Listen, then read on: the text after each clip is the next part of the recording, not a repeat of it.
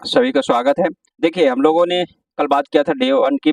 Day 1 के बाद day 2 बहुत ही ज़्यादा एनर्जेटिक रहा। एनर्जेटिक का मतलब क्या होता है कि सबसे ज़्यादा अच्छा मोमेंट रहा ऋषभ पंत का आना। आपने देखा है, वह एक योद्धा की तरह आया। जिस तरह से उनको पहले गेंद लगी थी, घायल हुए थे, लेकिन वो देश के लिए खेले। हमने कई बार सुना है, देश के लिए खेले। और आपने अनिल कुंबले का नाम सुना होगा। सचिन तेंदुलकर को ऐसे खेलते देखा होगा। अनिल कुंबले जबड़ा टूटने के बावजूद गेंदबाजी की थी, याद है आपको? फिर सचिन तेंदुलकर ने 2003 में वर्ल्ड कप में पाकिस्तान के खिलाफ 98 रनों की पारी खेली थी, तब भी वो चोटिल थे। उसके बाद 2009 में जब 163 रन बनाए थे, तब भी सचिन तेंदुलकर चोटिल थे। तो ये देश के लिए खेलने का जज्बा होता है। और कल ऋषभ पंत के जब वो वापस आए, और वापस केवल आए नहीं, और 55 रनों की पारी खेले।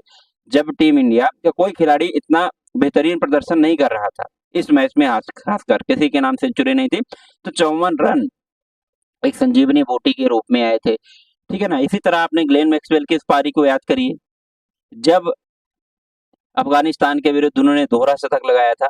तो ऐसे मोमेंट में पता चलता है कि भैया देश के लिए खेलना होता क्या है। ऋषभ पंत ने वो जता दिया, और ऋषभ पंत ने ये काम बार-बार किया है। तो पहले सबसे ज़्यादा सैल्यूट ऋषभ पंत के लिए। दूसरी फिर हम लोग बातें आते हैं कि डे 2 की पूरी चर्चा करेंगे, तो डे 2 में क्या हुआ? लॉर्ड ठाकुर एक बार फिर से जता दिया भैया कि हम लॉर्ड ठाकुर है। जब सारे खिलाड़ी 50-55 इसके इर्द-गिर्द आउट हो रहे थे, तो वो बल्लेबाज भी 41 रनों का अपना कंट्रीब्यूशन दिया, और उस 41 रनों के कारण जो आज टीम इंडिया है ना, 358 रन बनाने में सक्षम हुई है। हालाँकि हालाँकि यह लगभग 150 रन कम है।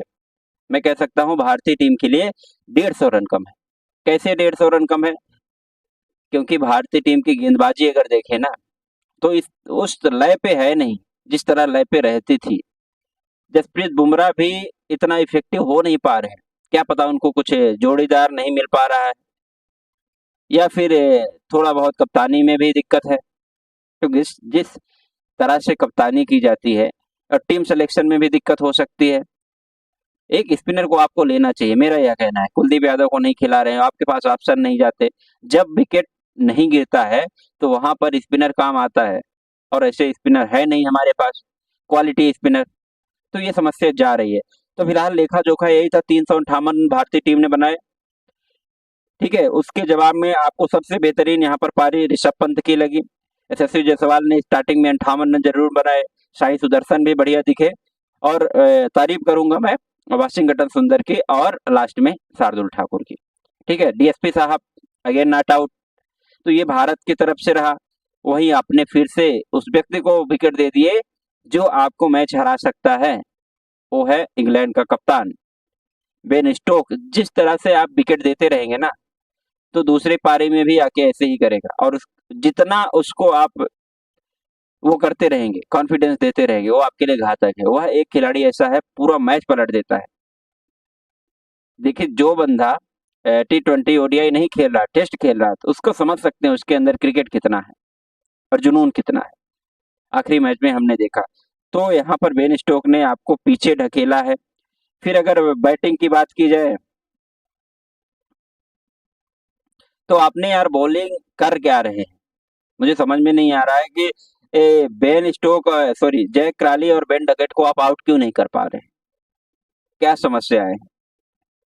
आपके बॉलिंग में कोई वेरिएशन नहीं है, या फिर आप केवल बॉलिंग फेंकते जा रहे हैं? ऐसा क्यों हो रहा है? मैं कई बार कई मौके पर देखा हूँ, इन दोनों खिलाड़ियों को आउट कर पाना मुश्किल हो रहा है, और जब ये खिलाड़ी सेट हो जाते हैं, तो 100 150 पार स्कोर बनाते हैं।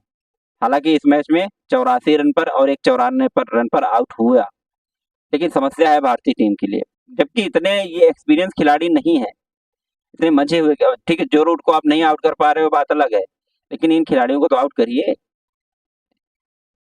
तो फिलहाल भारत की स्थिति अगर कहा जाए, तो पीछे है, पीछे नहीं बहुत पीछे है। ठीक है ना? 225 रन उन्होंने बना लिए हैं 46 ही ओवर में, और 2 विकेट ही केवल गिरे हैं। मैं तो ये कह रहा हूँ, अगर इसी तरह ओली पॉप और जो रूट अभी टिके हुए हैं, इनको भी आउट आप कर नहीं पाओगे इतना जल्दी, तो आपको थोड़ा-सा टीम सिलेक्शन पे ध्यान देना पड़ेगा। यानी कि एक क्वालिटी स्पिनर आप खिलाना ही खिलाना है, भले ही कोई भी कंडीशन हो, कंडीशन बहुत मायने नहीं रखता है, ठीक है? कई बार क्या होता है, जब नहीं मायने रखता है तो हल्के में लोग ले लेते हैं कि हाँ, ये स्पिनर है, इसको क्या करना है, टारगेट करना है, ये विकेट नहीं ले पाएगा, तब विकेट गिरते हैं। तो आप स्पिनर को एक खिलाइए, उनके मन में प्रेशर है ही नहीं, ठीक है? तो ओली पॉप जो रूट है अभी, मुझे तो ये लग रहा है, अभी तक अंशुल कंबोज 10 ओवर में खासा महंगा हुए हैं, 48 मैंने पहले ही बताया था, हालांकि एक विकेट उनको मिल चुकी है, डेब्यू विकेट, ठीक है?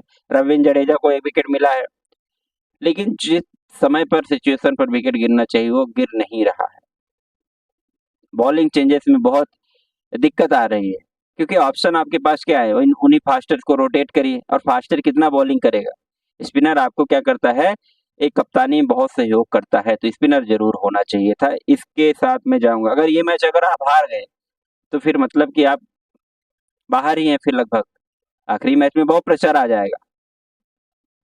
तो ये मैच को जीतना आपके लिए मस्ट विन मैच मुकाबला है, तो इसमें ध्यान ये रखना पड़ेगा, अगली बार जब बैटिंग करने आए, तो अगली बार बैटिंग करने आएंगे तो कम से कम 2 सेंचुरी चाहिए। हालांकि अब मुझे पता है कि इस मैच में भारतीय टीम बहुत पीछे हो जाएगी, क्योंकि मैं जिस हिसाब से बॉलिंग कर रहे हैं, तो ऐसा लग रहा है कि वो ऑलरेडी 600 साढ़े 600 रन बना देंगे, और 600 साढ़े 600 रन बना दिए, 250 का भी अगर 200 का भी आपके ऊपर लीड हो गया, तो आपको पता है कि आप चौथी इनिंग में किस तरह खेलते हैं। तो ध्यान रखिए, बॉलिंग रोटेशन इंपॉर्टेंट है, किस सिचुएशन में किसको देना है, ये इंपॉर्टेंट है। हाँ, आपके पास ऑप्शन जरूर है, लेकिन क्वालिटी ऑप्शन नहीं है, ये मैं अभी भी कह रहा हूँ। आप वाशिंगटन सुंदर से, आप रविंद्र जडेजा से उस स्पिन की उम्मीद कर रहे हैं जो वो दे के नहीं जाएंगे। केवल बैटिंग से मैच नहीं जीता जाता, ये कर क्या रहे हैं टीम इंडिया की, बैटिंग बस हमको बैटिंग ऑप्शन खोलना है, बैटिंग ऑप्शन खोल के क्या करोगे भैया? ऐसा नहीं है, बॉलिंग आपको चाहिए, ध्यान रखना पड़ेगा। फिलहाल आपका क्या ख्याल है इस मैच में, कि कितना दूर तक इंडिया टीम जाएगी? मुझे तो लग रहा है कि इस बार भी नैया पार ही है, ठीक है ना? तो इस चीज को ध्यान रखना पड़ेगा टीम मैनेजमेंट को। और आपका क्या सवाल है कुछ क्रिकेट से रिलेटेड, किसको आप खिलाना चाहते हैं, किसको टीम में एंट्री दिलवाना चाहते हैं, आप जरूर मुझे बताइए कमेंट के माध्यम से। ये बात बीसीसीआई तक पहुंचेगी, ये बात आईसीसी तक हम पहुंचाएंगे, और मैनेजमेंट तक पहुंचाएंगे, तो आपका कमेंट मुझे चाहिए, और फिर मैं उसको पहुंचा दूंगा।